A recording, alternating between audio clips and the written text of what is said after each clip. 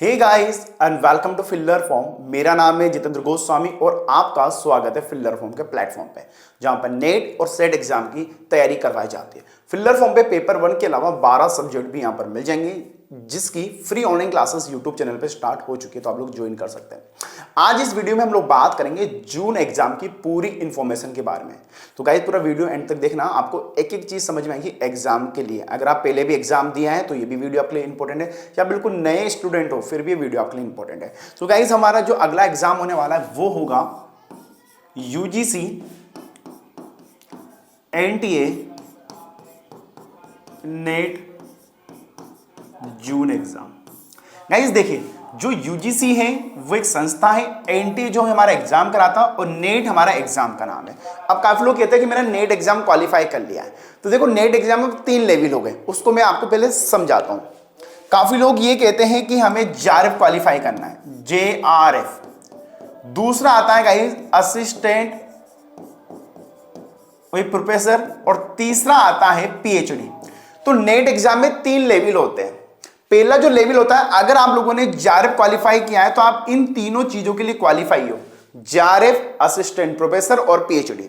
वहीं अगर आपने असिस्टेंट प्रोफेसर क्वालिफाई किया है तो आप असिस्टेंट प्रोफेसर और पीएचडी के लिए क्वालिफाई हो, और अगर आपने पीएचडी के लिए किया तो आप पीएचडी के लिए क्वालिफाई हो।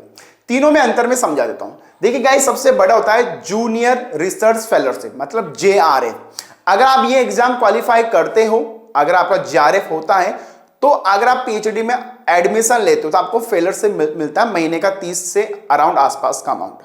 ठीक है। वहीं अगर आप जब असिस्टेंट प्रोफेसर में अप्लाई करते हो तो आपको कुछ वहां पर बोनस अंक का भी फायदा मिलता है, और इजीली आप एडमिशन के लिए अप्लाई कर सकते हो, पीएचडी के लिए भी कर सकते हो।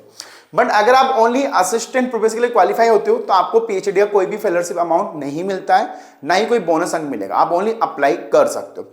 पीएचडी में होता है तो गाइस कोई कुछ भी नहीं मिलेगा, आप ओनली पीएचडी में अप्लाई कर पाओगे, आपको कुछ भी फेलोशिप नहीं मिलेगा।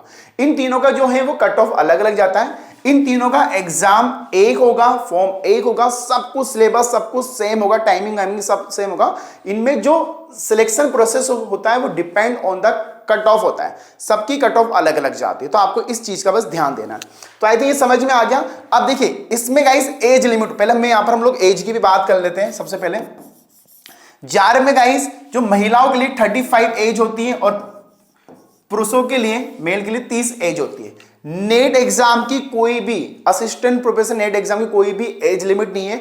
आप कितनी बार भी एग्जाम फॉर्म अप्लाई कर सकते हो, और ना पीएचडी की, ओनली जेआरएफ की एक एज लिमिट है। अब काफी लोग क्वेरी ये करते हैं कि सर ये कितनी बार हम लोग एग्जाम दे सकते हैं। तो भाई जेआरएफ का तो एज लिमिट फिक्स हो गया है, बट जो नेट एग्जाम का कोई एज लिमिट नहीं है। तो आप लोग एज के अकॉर्डिंग आप 10-12 बार जब तक आप क्वालिफाई नहीं होते आप लोग एग्जाम दे सकते हो। अब आगे सबसे बात इंपॉर्टेंट आती है गाइस यहां पर कि सिलेबस से एग्जाम, पहले हम लोग पैटर्न समझ लेंगे कि एग्जाम का पैटर्न क्या होगा। तो देखिए गाइस, यहां पर जो एग्जाम का पैटर्न है वो बिल्कुल सिंपल है। सबसे पहले यहां पर गाइस अभी माइनस मार्किंग नहीं होती है, इस एग्जाम में माइनस मार्किंग नहीं है, और ये जो एग्जाम है गाइस ये ऑनलाइन करवाया जाता है। तो इस बार भी एग्जाम ऑनलाइन होगा। इसमें 2 पेपर होते हैं, पेपर 1 और पेपर 2। अब जो पेपर 1 है गाइस, इसको हम लोग जनरल पेपर कहते हैं, जीपी कहते हैं, जनरल पेपर, पेपर 1। इसको हम लोग कोर पेपर कहते हैं, मतलब सेकंड पेपर, जो आपका पीजी सब्जेक्ट का होता है। जैसे आपने एमए हिंदी से किया है, हिंदी, एसटी, कॉमर्स, ऐसे 82+ सब्जेक्ट होते हैं। अब देखिए गाइस, इसमें जो क्वेश्चन आते हैं वो आते हैं 50 क्वेश्चन। इसमें आएंगे आपके 100 क्वेश्चन, हर एक क्वेश्चन 2 नंबर का हो गया, तो टोटल ये हो गए गाइस आपके 150 क्वेश्चन होंगे, 300 नंबर का एग्जाम होगा। ठीक है। और आपका जो टाइमिंग रहेगा गाइस वो 180 मिनट रहेगा, मतलब 3 घंटे का पेपर होता है। दोनों पेपर में 10-10 यूनिट होती है। पेपर 1 में 10 यूनिट होती है, जैसे मैथ, रीजनिंग, डीआई ऐसे यूनिट होती है, और पेपर 2 में आपका जो पेपर है उसकी होगी, तो कितनी यूनिट होगी? 20। तो ये सिमिलर इस पे चीज आपकी चलती है। दोनों पेपर जो है वो ऑनलाइन मोड पे होता है, कोई ऐसा रूल नहीं है कि पहले पेपर 1 देना है, पेपर 2 देना है, आप लोग मिक्स आउट कर सकते हो। ठीक है। अगली बात करते हैं कि कैसे सिलेक्शन होता है। तो देखिए गाइस, इसका जो सिलेक्शन है वो इसकी कट ऑफ पे पूरा डिपेंड करता है। Net, JRF, assistant professor, PhD की कट ऑफ अलग अलग जाती है। इसका सारा कुछ अलग अलग पैटर्न होता है, ठीक है। तो हर साल अलग अप डाउन चलता है, ऐसा कोई फिक्स नहीं है। मैंने बोला कि यार 500 नंबर, अगर आप 300 में से 200 नंबर लाओगे तो आपका नेट हो जाएगा। हर एक सब्जेक्ट का, हर एक कास्ट वाइज का, सबका अलग अलग होता है। जैसे अगर मैं बात करूं कि हिंदी का जनरल का जेआरएफ का बिल्कुल अलग जाएगा, इंग्लिश का जनरल का जेआरएफ का बिल्कुल अलग जाएगा, तो सबका अलग अलग जाता है, ठीक है। ये चीज आपको समझ में आ गई होगी। अब गाइस हम लोग यहां पर बात करते हैं सिलेबस की। देखो यार, अभी तक 5 से 6 साल तक सिलेबस सेम था।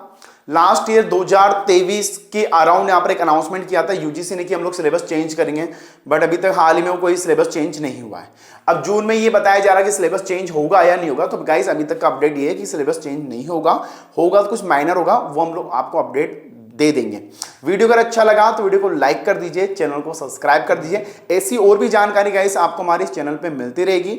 आपको किसके ऊपर एक प्रॉपर वीडियो चाहिए, आप हमें कमेंट बॉक्स में कमेंट कर सकते हैं। वीडियो अगर अच्छा लगा तो वीडियो को लाइक कर दीजिए, चैनल को सब्सक्राइब कर दीजिए। Thank you so much for watching this video. Have a nice day, take care.